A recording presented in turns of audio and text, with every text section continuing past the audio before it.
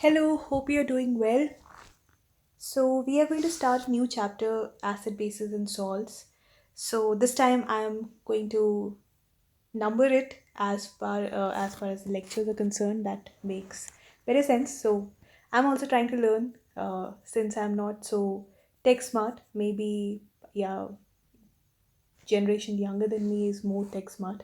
Anyways, so we are going to do the basic level of acid bases and salts. We are not going to discuss anything related to equilibrium chapter or any much in detail, which I'll be covering later on, not in this chapter. So let's start acid bases and salts. So what are acids? So we have before moving to acid, so we have so many things around us, right? So we drink tea, coffee, which is acidic in nature. Then our most of the, you can say, food items which are very spicy, those are also acidic. Vinegar is a weak acid. So we have, you can say, primarily, like if we based on any kind of taste or action of litmus. So we can classify compounds into acid, bases, and salts. So now, what I'm defining acids over here is according to the Arrhenius theory.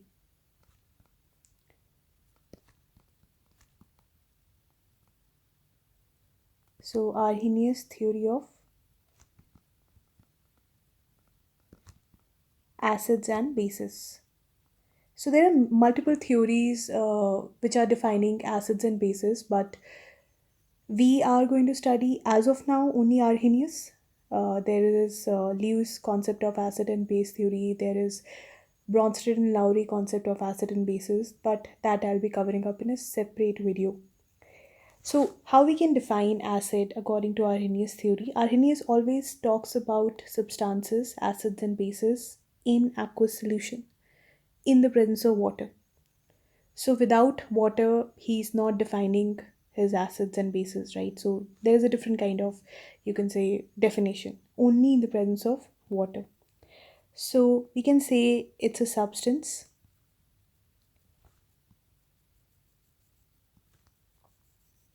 which contain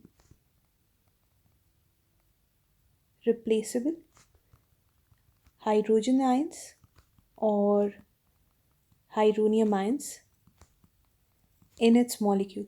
Now, what's the meaning of this?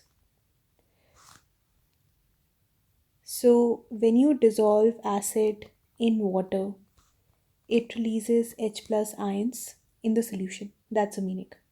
So let's take an example. We have HCl that in the presence of water, I've told multiple times, HCl is manufactured in the form of gas. You dissolve it in water, so it is highly soluble in water and it will ionize into H plus and Cl minus. So since we are dissolving it in water, so this will become aqueous. It's hydrochloric acid, and this is our hydrogen ion. Again, it's aqueous. Ions definitely are in the aqueous form only because we are dissolving in water. Now, this H plus ion is very much unstable. So, if you look through it, hydrogen has only one electron and it has one proton. It's the only element in the whole periodic table having zero neutrons, the normal isotope of hydrogen, if we talk about. So if you remove one electron from here, the only leftover you can say subatomic particle over here will be a proton. So it has only one proton. So that's why in Bronsted and Lowry concept, sometimes you can say in some cases, most of the cases, organic chemistry, they say H plus is a proton because it doesn't have anything else, but it has only one proton in it. Plus sign is coming because it has lost one electron. Now, over here, if you have seen my previous videos where I was discussing about polar covalent bond, so now what is happening over here for HCl, hydrochloric acid? There is bond cleavage. The covalent bond is getting broken down, And whenever a covalent bond, specifically polar, if it's breaking down, its electron pair is always belonging to the more electronegative atom. So you can see chlorine is snatching away the electron pair and getting negative charge, whereas hydrogen is losing electron. So it's generating electropositive and electronegative ion over here. So this H plus is very much unstable. Immediately it will react with this water, which is already there in the medium. So it will form hydronium ion, H3O plus ion. Now this is stable. So this is, you can say, actual ions which are getting released from hydrochloric acid. It's hydronium ion. But on simplicity, you can say on that factor, we can even write H plus, but technically it's always hydronium ions. Now if you go to another example, H2SO4, sulfuric acid. Again in the presence of water, it's aqueous. Now, if you see, there are two hydrogens. Now, again, there is a twist in it, right? It's not, you can say it's not always, if you see something, it's not always direct. It's not that simple in chemistry. Sometimes we need to understand from a different angle, and there are multiple angles in chemistry. So, at least I've taken a simple example over here, so no need to worry. You can say the exceptional ones, or you can say the very, the famous word exception is very much famous in chemistry, right? So the other tricky examples we'll be discussing later on. But at least in H2SO4 today, we have only two H positive ions which are happily getting replaced in the aqueous solution, and we are having sulfate, SO4 2 minus ion. So again, these both ions are aqueous. So you can see HCl has only one hydrogen. So the only hydrogen it had, it is replacing. Sulfuric acid is having two hydrogen ions, so it's replacing that. Now we take another example, H3PO4. This is a weak acid compared to this sulfuric acid and hydrochloric acid. Phosphoric acid. In the presence of water, now you can see in the formula there are three hydrogen ions, so it's going to replace three hydrogen ions also. And phosphate, PO4 3 minus. So these are simple examples, very direct. Two hydrogen, three hydrogen, they are getting replaced. End of the story. Then we go to the characteristics of acids.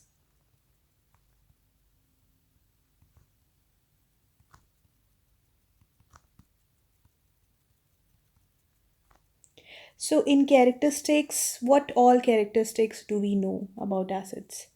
A very simple one, it changes blue litmus to red. The very simple answer that most of the students write in this objective. Then it gives hydrogen gas when it is reacting with highly reactive metals.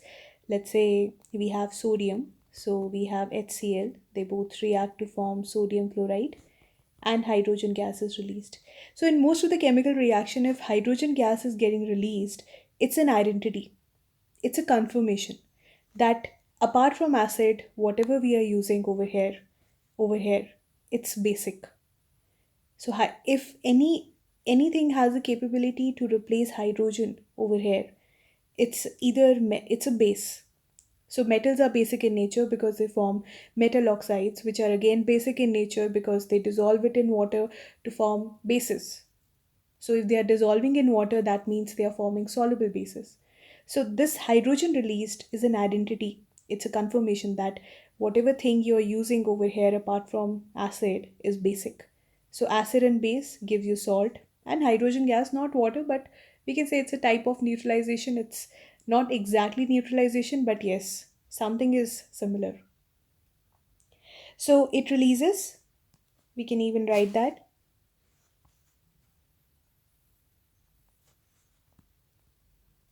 So acid gives hydrogen gas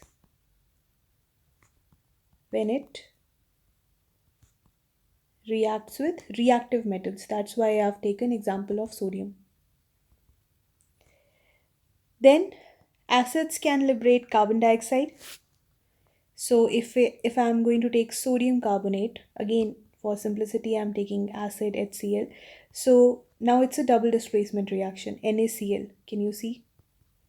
NaCl, and over here water is getting released along with carbon dioxide. That's what I said.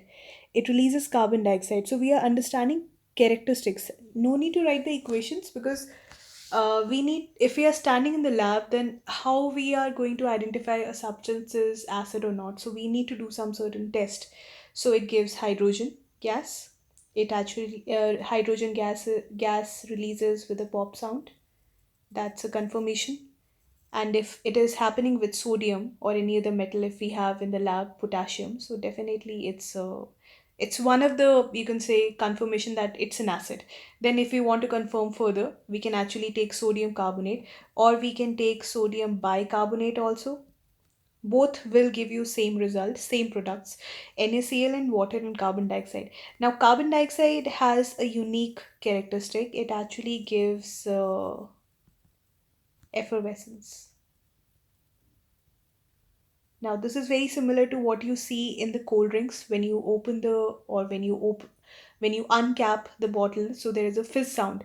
So those are, you can say, bubbles which are getting released, and obviously they are being forced because of certain gas, and that is our carbon dioxide.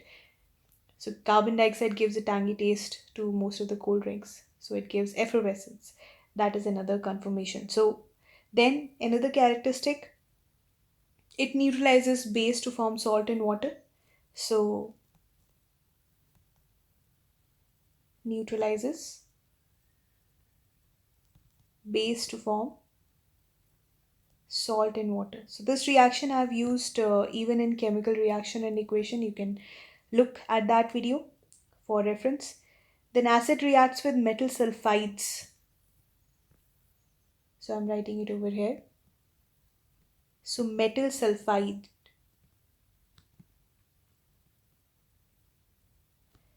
So it's forming salt and H2S gas. Now this is important gas for us.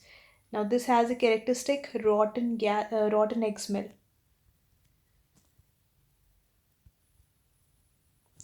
So again, for simplicity, I'm taking HCl, metal sulfide. Now please recall, if you know sulfide pretty well, so any metal sulfide, let's say sodium only, Na2S.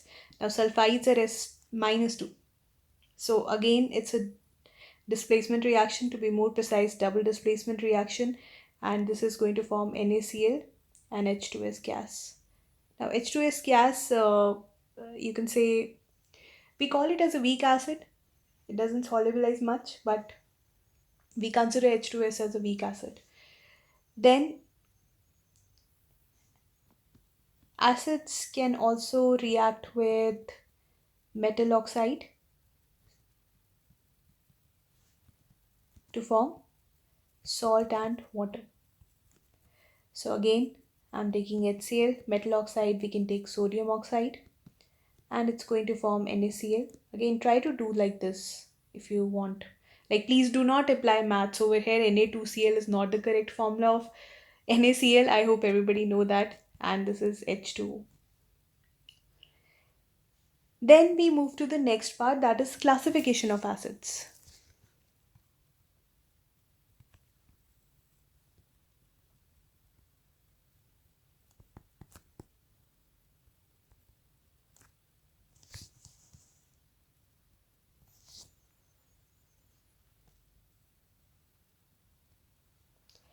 Now there are multiple ways how we can classify acids. First is on the basis of source.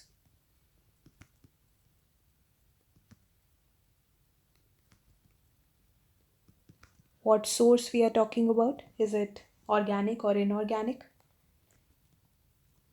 On the basis of strength, whether they are strong acids or weak. So on the basis of source, you can further classify organic as well as inorganic. On the basis of strength, we have strong and we have weak acids. on the basis of concentration, how much acid you have added in water.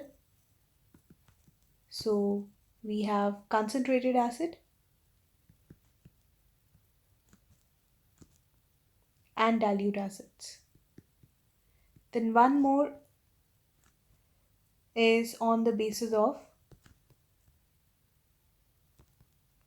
their basicity. Now this is the interesting part. Basicity of an acid. This is a new term. It's not exactly a new term, but a term given to a simple like how many hydrogen ions are going to be released from a particular acid when it is dissolved in water. So on the basis of source, first one by one we are going to discuss. So organic acids. So organic acids, obviously, which are obtained from plants.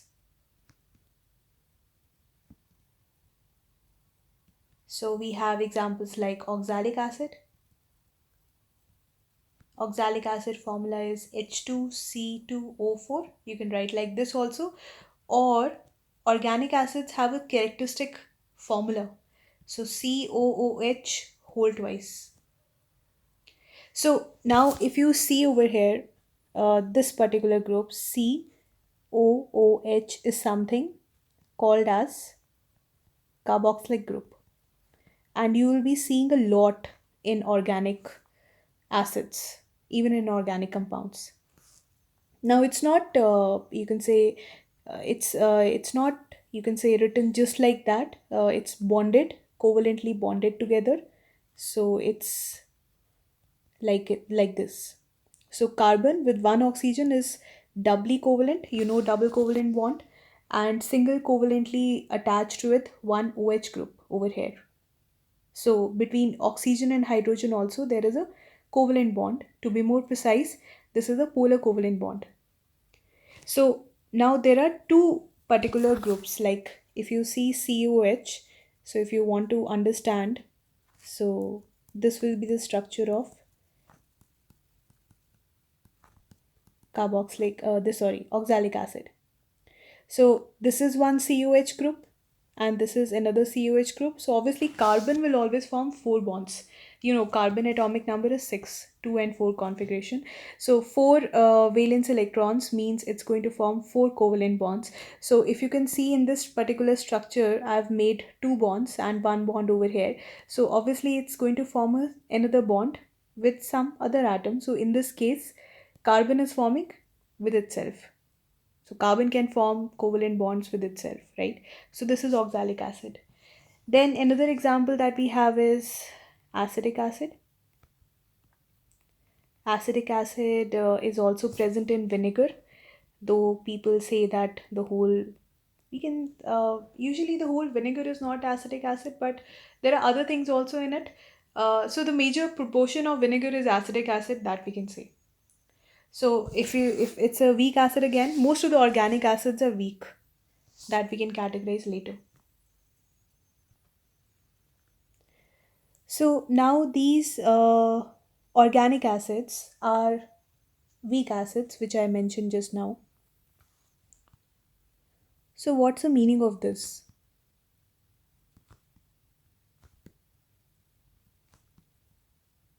So that means they do not ionize completely in aqueous solutions. And again, we need to remember it's not so easy that you can see that acetic acid has 3 hydrogen and 1 4 hydrogen. So it's not going to release 4 hydrogen just like that. It's going to release a particular hydrogen only. That again we'll be discussing in a separate video. But let's talk about this acid, another organic acid. This is called as formic acid, or the IUPAC name is methanoic acid.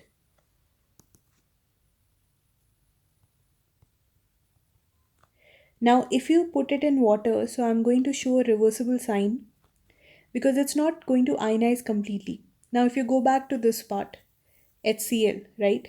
This in the beginning, which I showed over here. Now, I used a single arrow.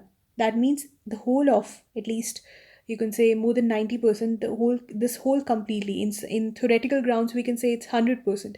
So, this entire HCl is getting converted into H plus and Cl minus ion.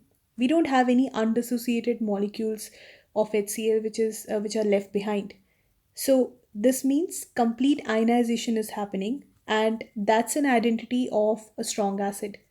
Now, if you go to this part, the weak acid, formic acid, methanoic acid. So wherever you will see the COH group, it's an organic acid, and organic acids on general are weak.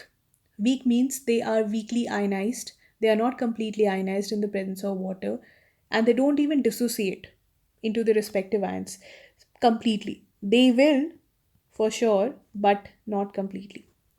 So this is you can say something called as formate ion or methanoate ion, and this is our hydronium ion. So you, instead of H plus, you can write hydronium.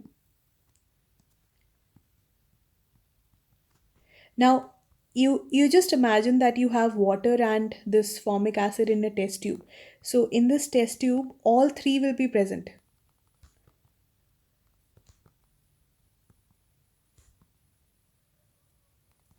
All three means even the molecules will be present and even the ions will be present, because complete ionization has not taken place over here because it's a weak acid. Strong acids will completely ionize in the presence of water, weak acids will not. Then, inorganic acids.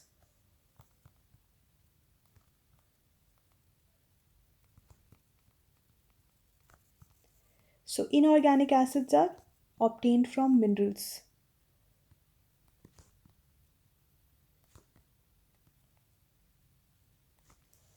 Now, these acids, since are obtained from minerals, we call them as mineral acids also.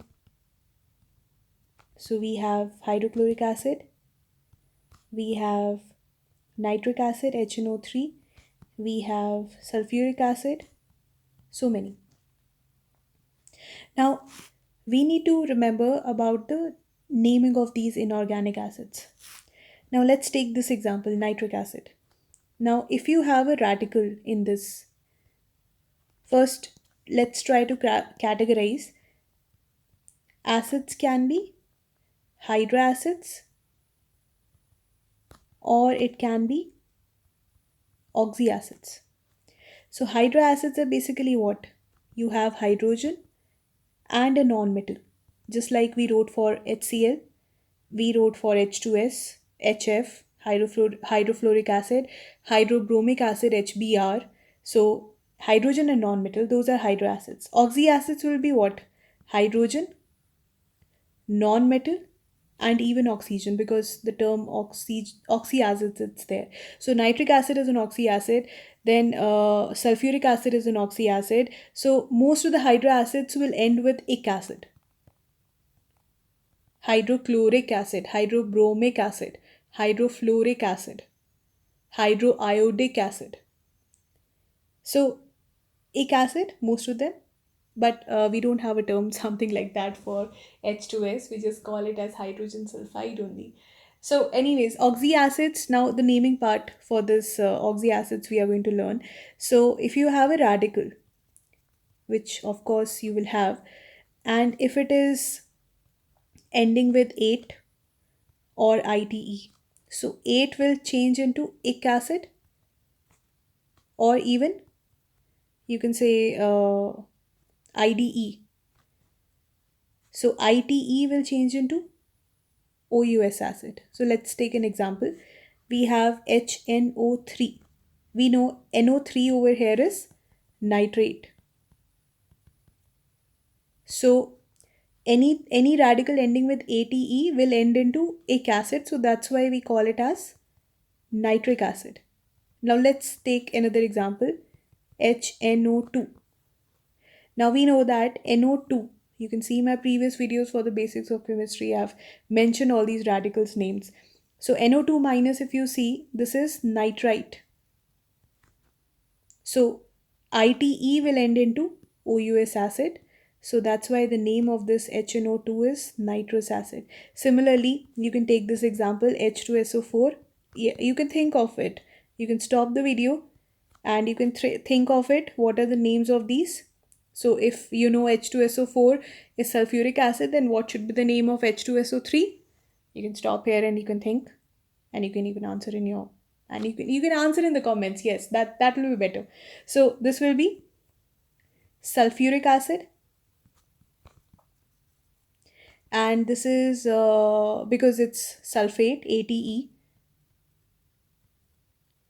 Then we have, this will be sulfurous acid. Why? Because SO3 2 minus will be sulfite, right?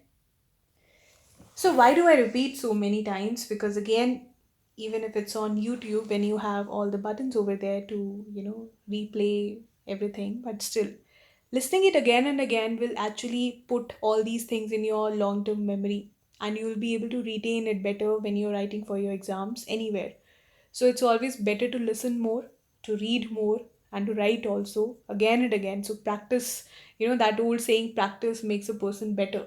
So it's not wrong, it's actually very much correct. This is how I have learned, by repeating the same thing again and again, learning it again and again. So at some point of time, it goes to your long term memory and it stays there. You're never going to forget it. So moving ahead,